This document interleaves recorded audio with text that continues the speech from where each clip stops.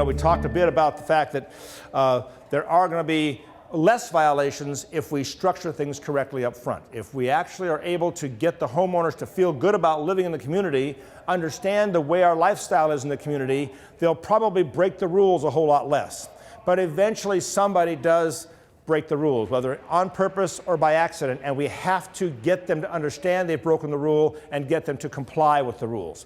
The ones you hear most about are inappropriate parking, or their trash cans out on the wrong day of the week, or maybe it's their shrubs aren't properly pruned and dressed so that landscaping's not looking perfect. There's simple things that are really more from neglect and accidental things. And so one thing I think is important to realize is, in many communities, the only message they're getting is the violation letter. Or maybe sometimes it's the first message they get is a violation letter. What a horrible way to be greeted by the community. The first letter they get is a violation letter they got. That's where the Welcome Committee stops that from happening. The Welcome Committee gets them greeted up front correctly, and part of that welcome greeting is to explain to them that what we're going to do is to share with you when you break a rule. And you'll get a letter from our association office explaining the rule that you've broken and how you can correct it. And we'd appreciate your full cooperation on that. And to gently tell them how it's going to happen, then when they get the letter, no matter how nasty the letter seems to be, it won't be near as nasty because they were told up front, that's how we do business here. But then, I think the structure of that letter needs to be softened a little bit. And particularly, we should have a plan in place, and all of you should have in place what I would refer to as a violation policy. It's kind of like a fine policy, but basically it's a structure of how we're going to get these things corrected. So on the first offense, let's use the trash can left out on the wrong day example, maybe a quick phone call that says, by the way, were you aware of the rule that you have to have the trash can off the street by this time and blah, blah, blah. And they will come back saying either they weren't aware or they just had a problem, they forgot or whatever.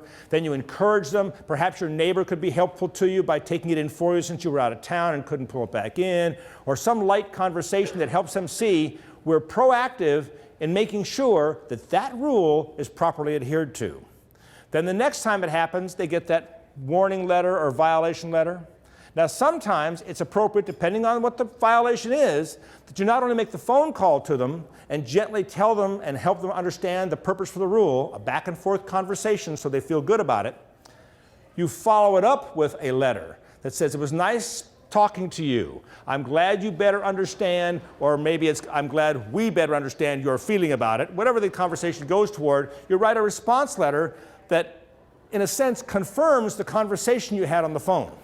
And if the conversation on the phone didn't quite go the way you planned, you're going to help them understand the value of the rule, and they're going to tell you why the rule is so stupid and how they're not going to follow it. Your letter comes back and says, even though you feel the way you do, I need to let you know this is the rule and this is how we plan to react in the future should you break the rule.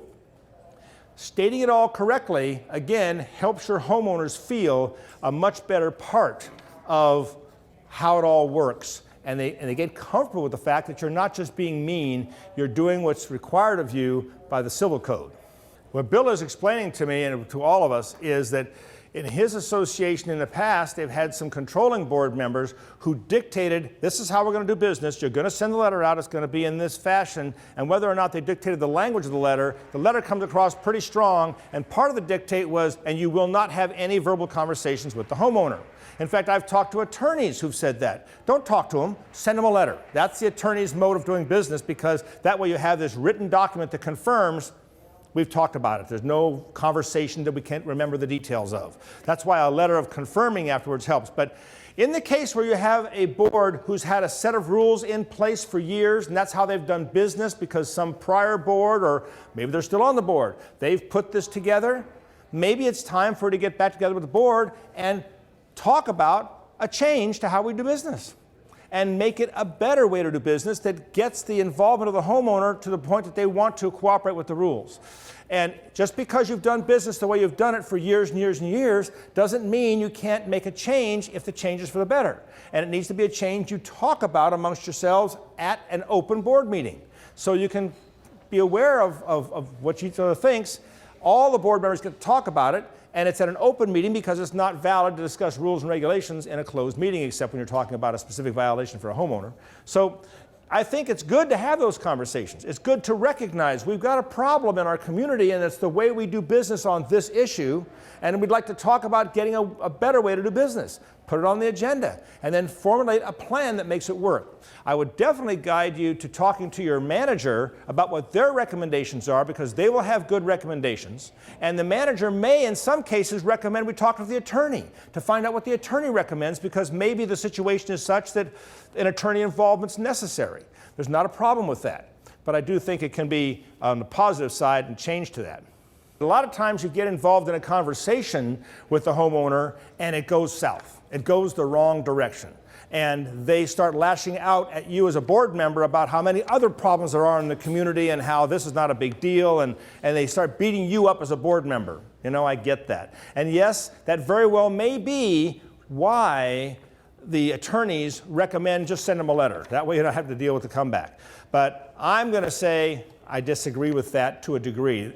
Although that's correctly stated, I think we can turn things around. We can get it to where a friendly conversation can be had, and we can help them see the value of the community. But it'll start a whole lot better if we introduce them to the community up front first with some kind of a welcome committee or welcoming gift that says, we really enjoy the fact that you're here, and we want to make your life more pleasant living here.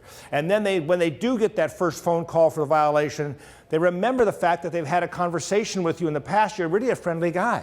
And so maybe they'll treat you a bit better. If you call as the board member who's calling to advise them of a violation, yeah, that's a tough one to take. And they may want to lash back, because our nature, I think they taught us this in elementary school, I'm not sure. The nature is to fight back, to defend yourself, I didn't do anything wrong, it's not my fault.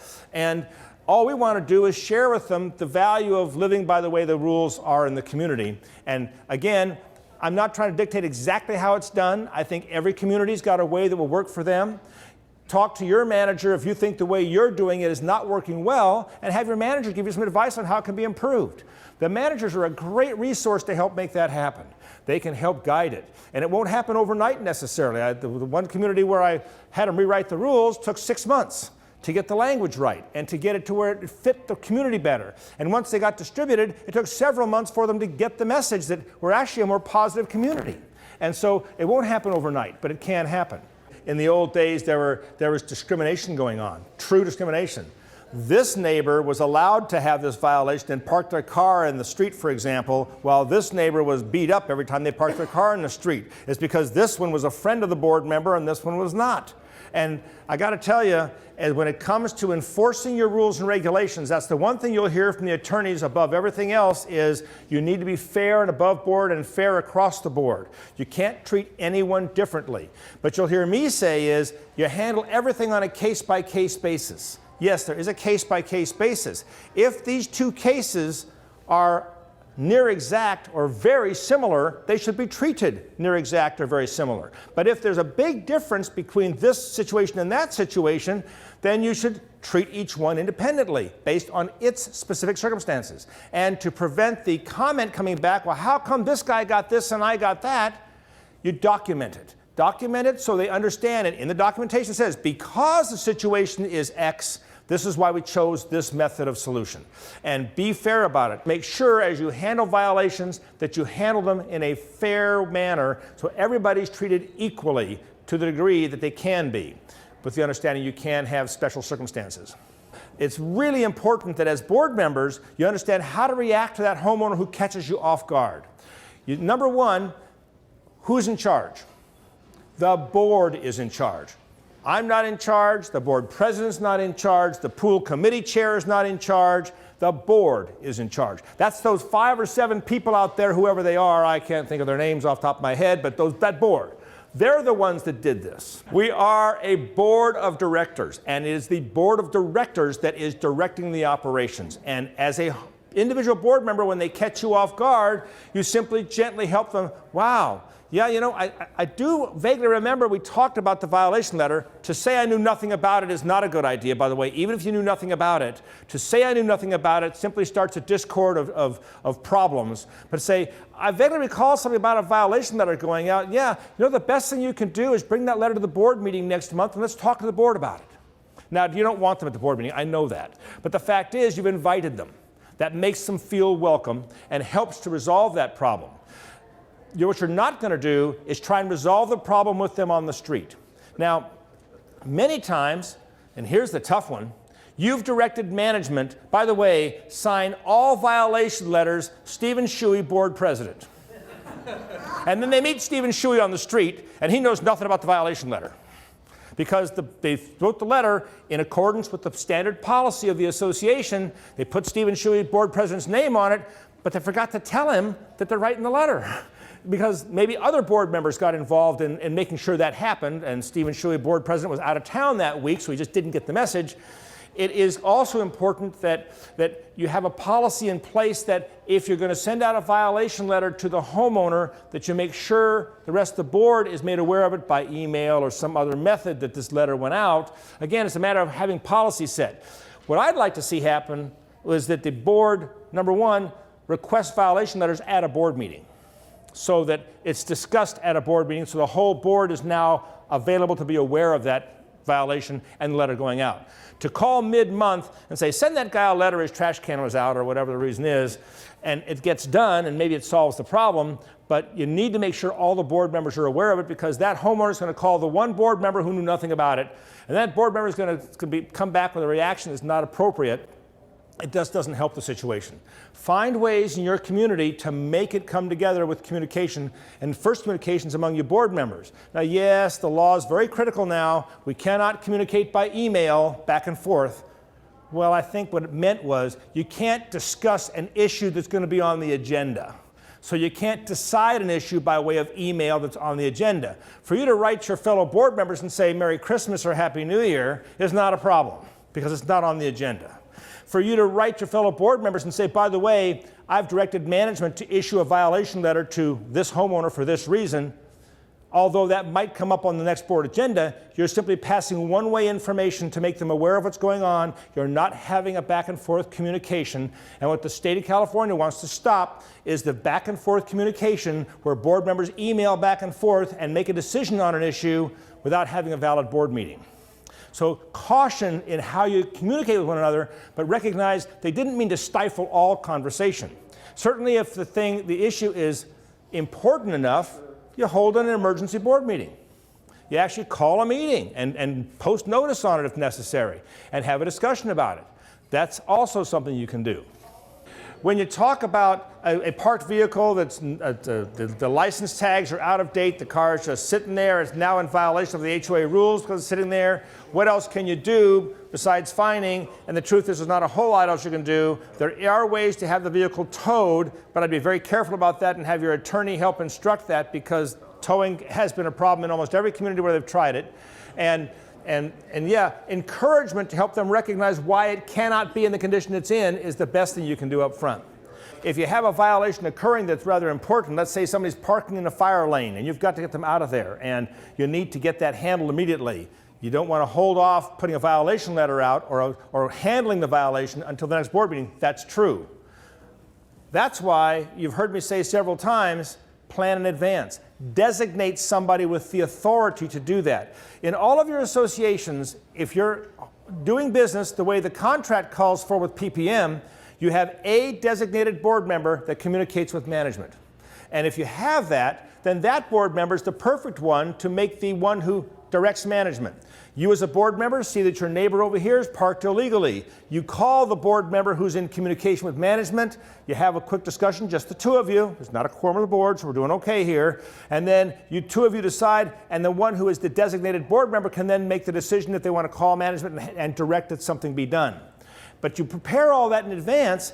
At an open board meeting, talk about, this is how we're going to do business. If this is my board of directors sitting right here, we're going to sit here and talk about the fact that on occasion we have problems that come up between meetings. How are we going to solve those problems since we can't talk to each other between meetings as a board without putting notices up and having special meetings? And we're going to sit here in front of the audience and talk about how we're going to do this. And they're going to see we're making an effort to resolve that problem, and eventually you get it down to where one person's been designated, perhaps by resolution in fact, to be the designated person to solve that problem. And that's a perfect example. He says that in his association they already have it set up that way, that they have the designated person on the board who's been authorized by the board to be the communicator and told they have the authority to tell management to send a violation letter out. And again, you do that all kind of above board. In fact, you could even have that discussion include comments like, well, yeah, but if you send a letter to, if you direct management, how will I know what's going on? And then figure out how that's going to happen. And maybe part of the conversation will come back, well, you know what? There might be times you won't know what's going on, but have faith in me as your fellow board member that I'm going to do business appropriately, that I'm going to conduct business appropriately. So there's ways to make it work, and if you have those kinds of discussions in front of your homeowners at an open board meeting, you're going to find that they see the business you're transacting, that you're doing things in a way that you're trying to be above board and open and transparent with your homeowners. It really works well when you get it going. They've got a situation where people park illegally, and they've got a board member designated to be the one who has a stack of these notices, and they put it right on the windshield of the car, somehow notifying the car will be towed if. And as long as you have worked it out, where the entire board is aware of that policy and how you've established this is the way we're going to do business, there's not a problem with that. Thank you. And if you're a board member out there doing your own thing and you just decided, okay, I'm going to be the parking attendant here. I'm tired of all these illegal parking things. I'll make up some notices and I'll make sure I put notices on every car, and you don't talk to your fellow board members about it, you're going to cause some strife, because some other board member is going to get that phone call from Mr. Homeowner who got the notice on his car and not know exactly what's going on. Far better to have a policy like that in place, have one person or two or more designated to be able to do that, with the understanding that once you've done it, you send an email out to your fellow board members and say, by the way, I noticed these cars and I took this action, so we're all now aware of what I did. Again, we're not having a back and forth conversation. We're simply advising fellow board members, this is what I did to solve the problem.